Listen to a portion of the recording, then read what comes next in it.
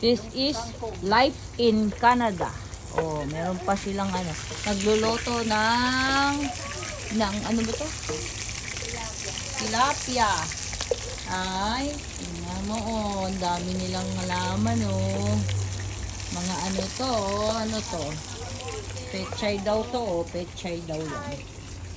Ito, parsley, pechay, oh, yun naman. Tingnan mo naman. Tingnan mo naman.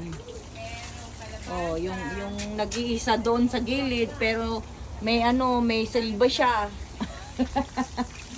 Oh, ito po yung garden nila sa likod. Ayan oh. Oh.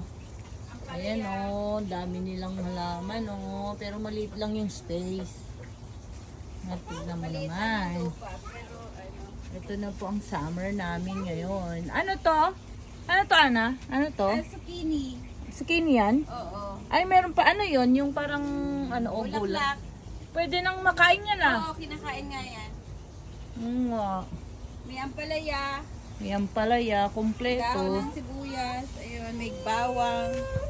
Galing ah. Kompleto. Oo, meron pa silang watercress, pang soup, very fresh. Ano naman? Ito, prutas. Ano naman? Meron pa siyang prutas si Raspberry. Angel. Sayote. Ang Angel, ang prutas nila everyday. Sayote. O, di na kailangan ng ano. May sayote Galing pa nga, tayo. Angel.